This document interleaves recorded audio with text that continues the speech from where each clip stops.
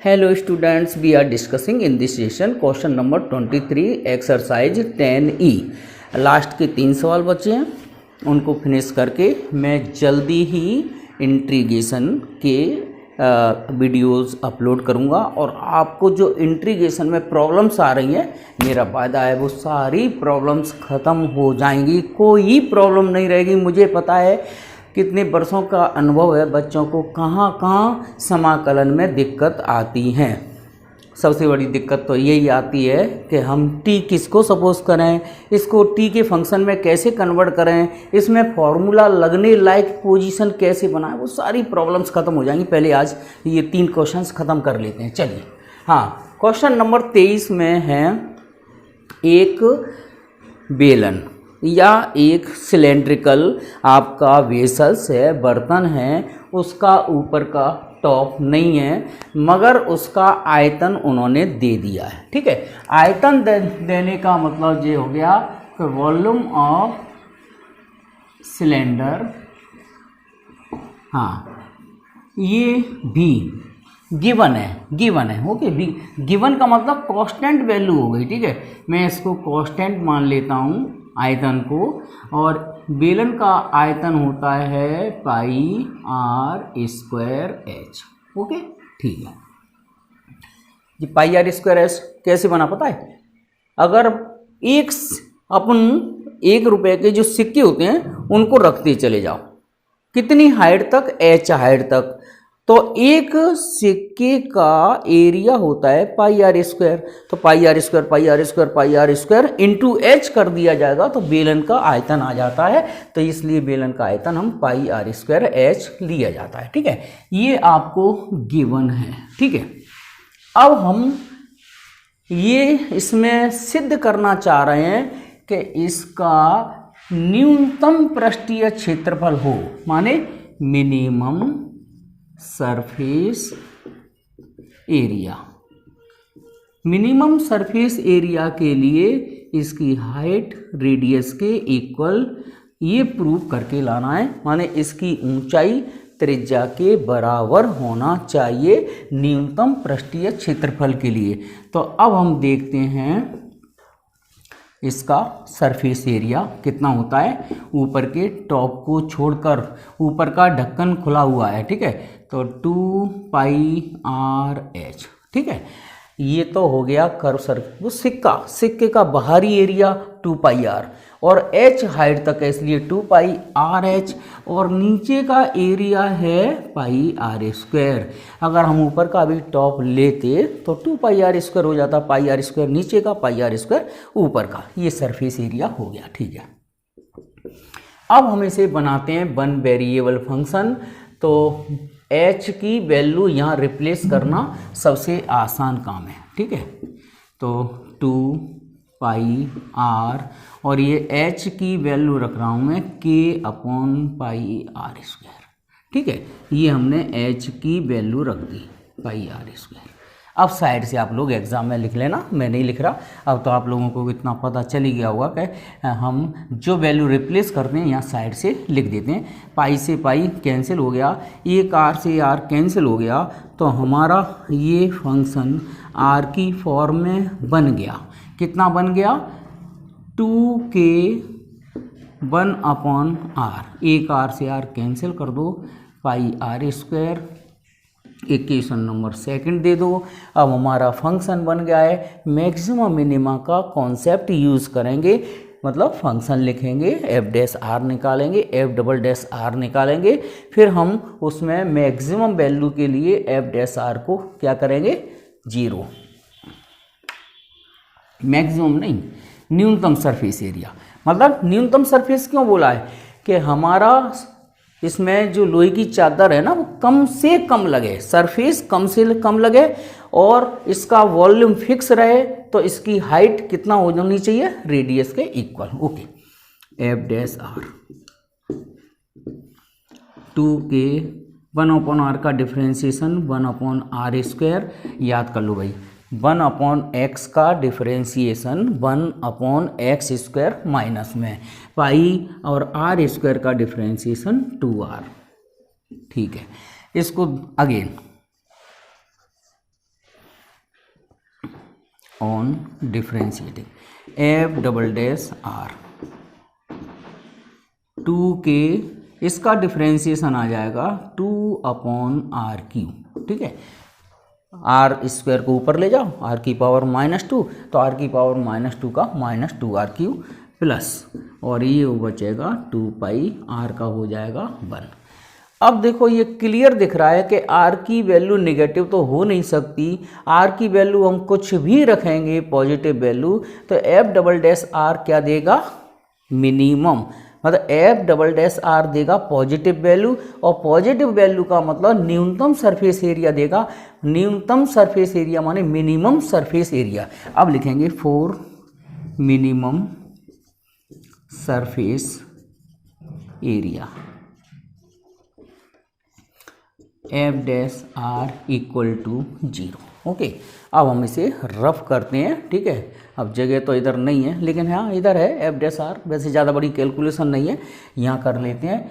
तो F dash are 0 का मतलब हो गया 2k - 1 upon R square plus 2 pi R equal to 0। Okay, अब यहाँ से मैं k की वैल्यू निकालूंगा, k की वैल्यू, तो -2k upon R square minus का 2 पाई आर है ना, तो ये 2 से 2 कैंसिल कर दो, माइनस से माइनस भी कैंसिल कर दो, तो k इक्वल टू आ गया पाई आर क्यू। इक्वेशन नंबर 5 दे दो। ठीक है, कितनी भी इक्वेशन दे दो, इसे पुट कर दो इक्वेशन किस में, ये वाली इक्वेशन 1 में पुट कर दीजिए k की वैल्यू, तो ये pi R Q equal to pi R square H. थोड़ा सा प्रोनाउंसिएशन में प्रॉब्लम आएगी, मेरे मुंह में छाला हो रहा है, बहुत भयानक, बहुत दिक्कत आ रही है बोलने में, मगर मेरे को आप लोगों की चिंता है कि जल्दी से जल्दी वीडियोस अपलोड किए जाएं, और बच्चों की डिमांड है कि सर इंटीग्रेशन 11 चैप्टर जल्दी से जल्दी चालू किया जाए, इसलिए मैंने सोचा है आज इसको फिनिश कर दिया जाए। पाई से पाई कैंसिल हो गया, एक आर से एक आर कैंसिल हो जाएगा, तो R equal to H. Okay, बस अब आपको ये शो नहीं करना कि एफ डबल डैश आर क्या देगा, पॉजिटिव।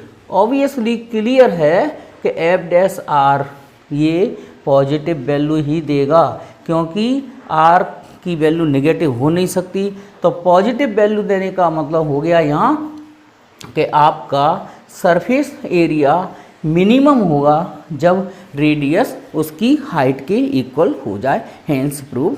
यही हमें सिद्ध करना। कोशिश है कि आप लोगों तक इस सवाल का बहुत अच्छा सॉल्यूशन पहुँचे, और मैक्सिमा मिनिमा वाला सॉल्यूशन ही पहुँचे। तो देखो क्या है सवाल, सवाल है कि एक त्रिभुज है और उसकी परिमाप दी है। ठीक है, पेरीमीटर गिवन है हमें। ठीक है, यहाँ लिखेंगे त्रिभुज ABC में इन ट्राइंगल ABC पेरीमीटर को हिंदी में परिमाप बोलेंगे।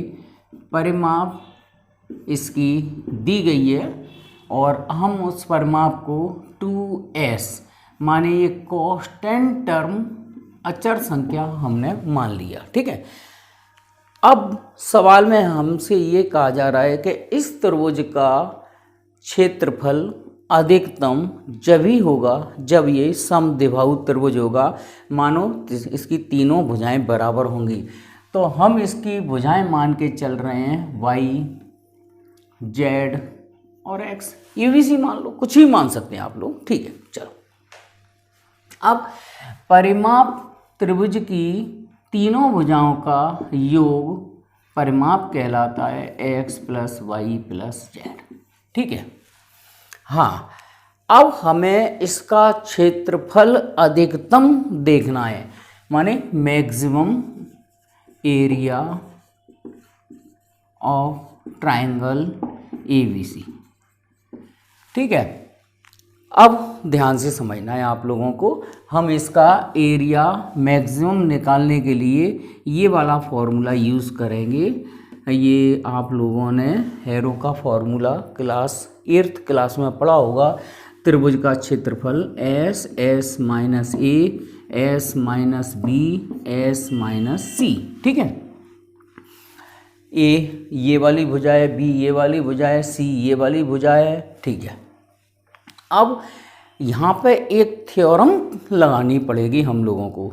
कौन सी थ्योरम लगानी पड़ेगी कि किसी त्रिभुज का क्षेत्रफल अधिकतम जब ही होता है जब उसका एल्टीट्यूड ज़्यादा से ज़्यादा हो, हाईएस्ट हो। ठीक है, एल्टीट्यूड माने उसकी शीर्ष लंब, है ना, अपन कह सकते हैं त्रिभुज की ऊंचाई। शीर्ष लंब ज़्यादा से ज़्यादा होगा तो उस त्रिभुज का क्षेत्रफल अधिकतम होगा।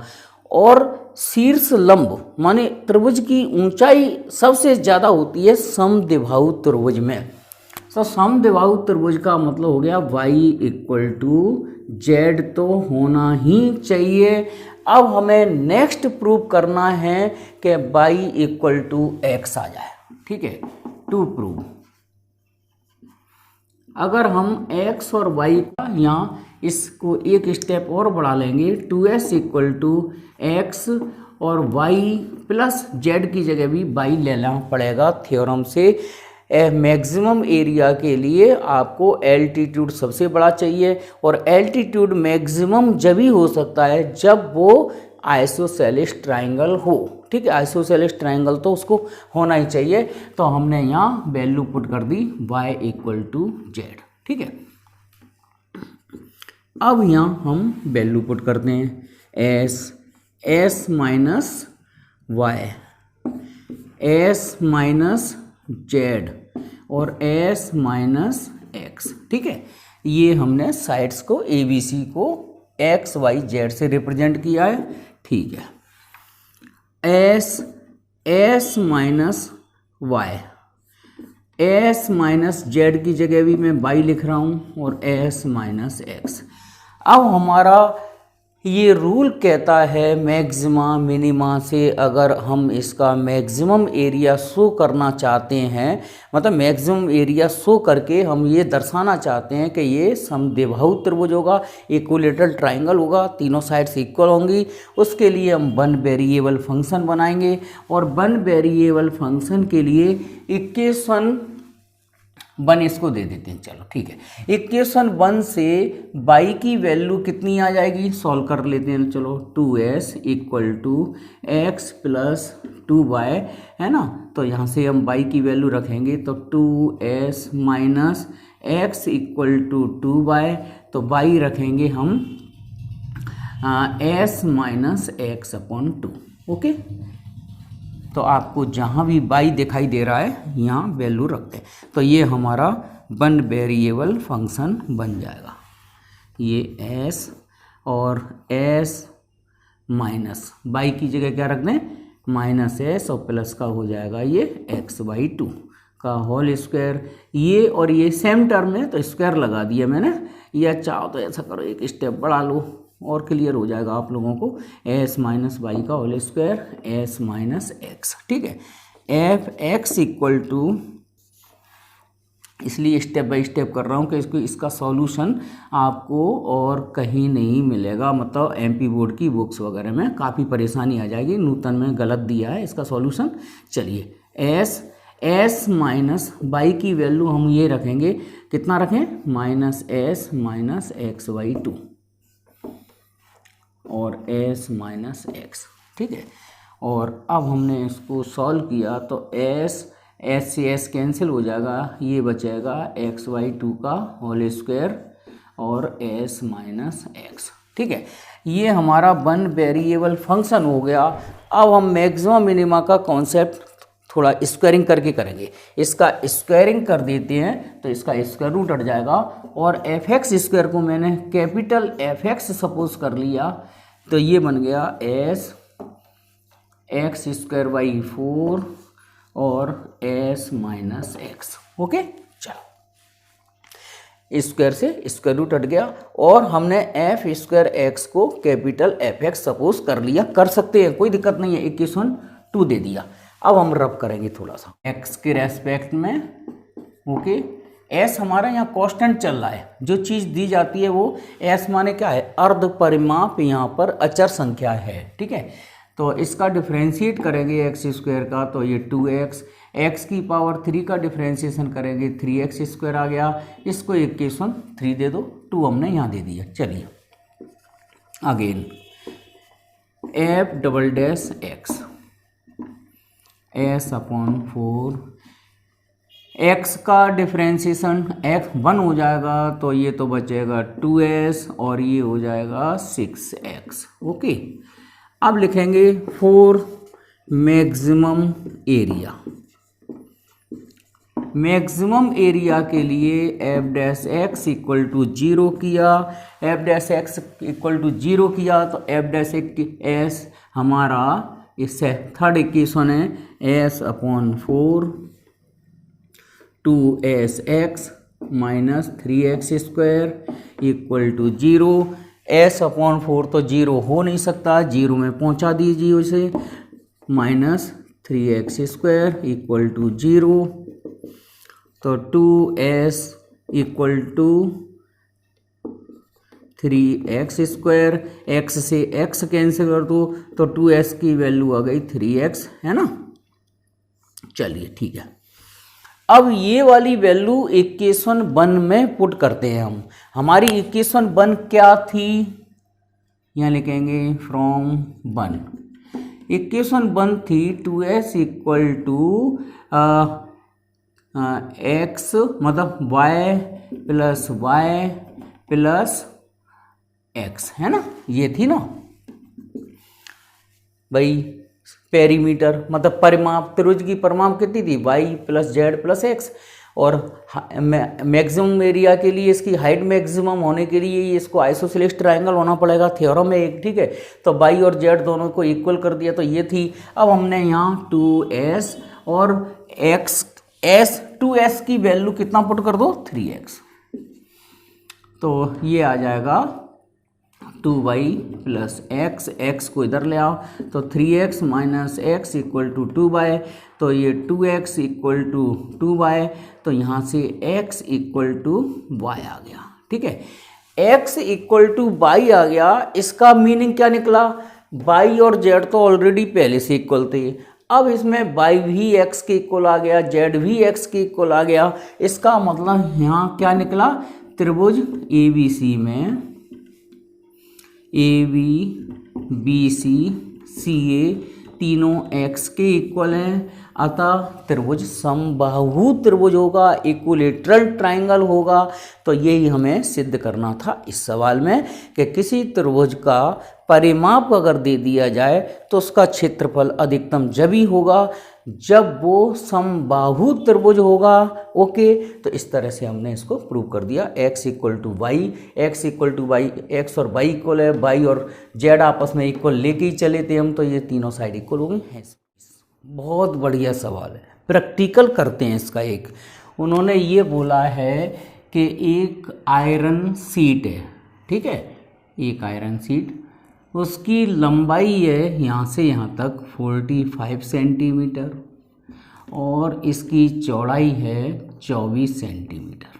ठीक है, अब हम हर कॉर्नर को कट करें बिल्कुल सेम एरिया वाले स्क्वायर से। ठीक है, तो यहाँ लिख दिया let x centimetre of square cut off each corner, माने हर एक कॉर्नर को x सेंटीमीटर वाले स्क्वायर से कट करें। फिर उसके बाद इसको फ्लिप कर दें, मोड़ दें, तो मोड़ने के बाद एक ट्रे टाइप का बर्तन बन जाएगा आपका। देखो कैसे, मैं प्रैक्टिकल समझाता हूँ। जैसे मैंने एक जे आयरन शीट ले ली, ठीक है, अब मैं आपके सामने जो सवाल कह रहा है उस जैसा बर्तन बना के बताता हूँ। ठीक है, चारों कॉर्नर कट करने की जगह मैंने ये इसको 4 बार फ्लिप करके मोड़ कर ये 4 स्क्वायर कट कर दिए, और अलग अलग करने की जगह मैंने ऐसे कट कर दिया। तो आपके सामने इस कागज़ का शेप अब ऐसा दिखाई देगा। ठीक है, ऐसा जैसा वो डायग्राम दिख रहा है। अब हमने इसके ऊपर के हिस्से को फ्लिप किया ऐसे,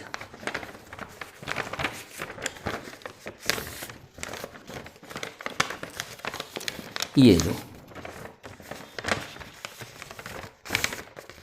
तो आप लोग देख रहे हो एक ये ट्रे बन गई है ना, एक आपके सामने एक ट्रे टाइप का बर्तन बन गया है ना। तो सवाल हमसे ये कह रहा है कि हम इसके चारों कॉर्नरों को कितना कट करें, कितने सेंटीमीटर के स्क्वायर कट करें कि आपकी जो ये ट्रे बने, ऊपर का टॉप नहीं है इसमें, तो उसमें ज़्यादा से ज़्यादा पानी आ जाए या कोई सामान आ जाए, माने अधिकतम आयतन हो, उसके लिए हम हर एक कॉर्नर को कितना कट करें। ये है हमारा प्रैक्टिकली, ठीक है। तो हमने लिख दिया, माना हर एक कॉर्नर को हम x सेंटीमीटर के स्क्वायर से कट कर रहे हैं। तो आपको यहाँ क्लियर दिख रहा है कि इस जो बर्तन है, मतलब जो अपना घनाव के आकार का जो बर्तन बनेगा, उसकी लंबाई कितनी होगी 45 माइनस 2x, क्योंकि x इधर गया तो इधर कितना बचा 45 माइनस 2x। ऐसे ही इसकी ये चौड़ाई बची केवल 24 माइनस 2x। ओके, ये चौड़ाई यहाँ तक रह जाएगी।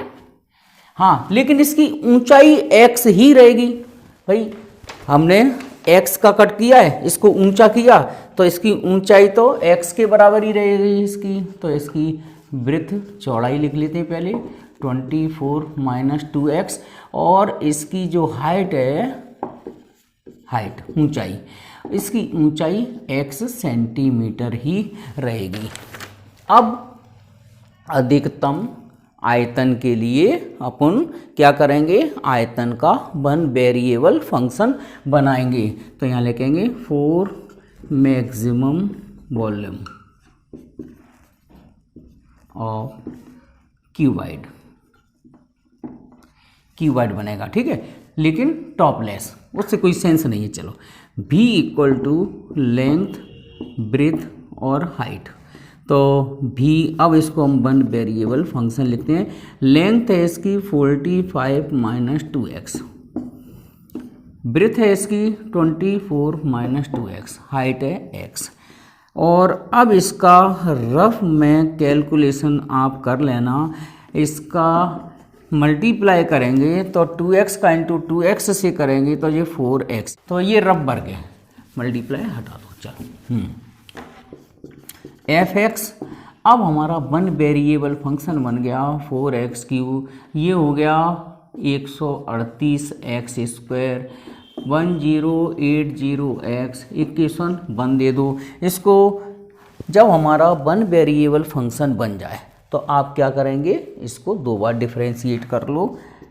On differentiating f dash x equal to 12x square, और 138 के दुगने 2 8 16 और 2 3 6 1 7 और 2 एकम 2 276x और 1080। Equation number 2। डबल डेरिवेटिव भी निकाल लो इसका, तो ये 24x और 270 ओके 3, ठीक है। अब हम मैक्सिमम वॉल्यूम के लिए f डैश x को करेंगे 0, फिर x की वैल्यू निकलेगी और x की वैल्यू को डबल डेरिवेटिव में रखने के बाद जो x की वैल्यू निगेटिव आंसर दे रही होगी वही हमारा स्क्वायर का लेंथ होगा। चलिए,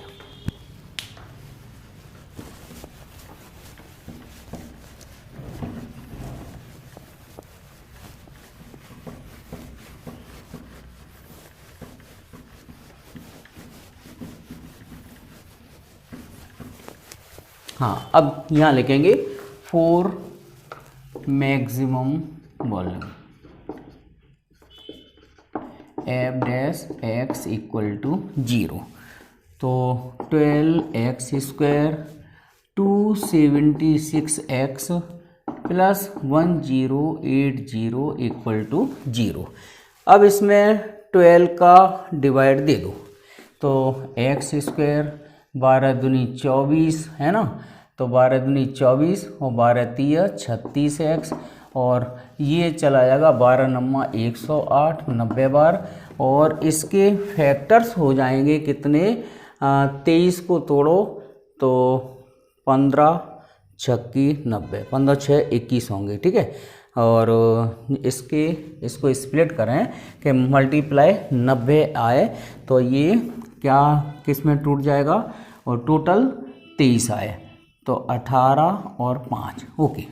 तो x माइनस 18 और x minus 5 equal to 0, x equal to 5 या x इक्वल टू 18 सेंटीमीटर का स्क्वायर कट कर सकते हैं।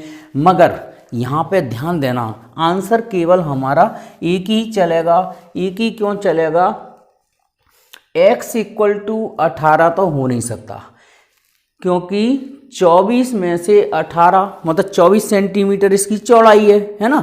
अगर मैं 18 इधर कट कर दूं, 18 सेंटीमीटर का स्क्वायर इधर कट कर दूं, तो 18 दूनी 3600 जी हो गया, जबकि 24 उसकी चौड़ाई है, तो x बराबर 18 तो हो नहीं सकता।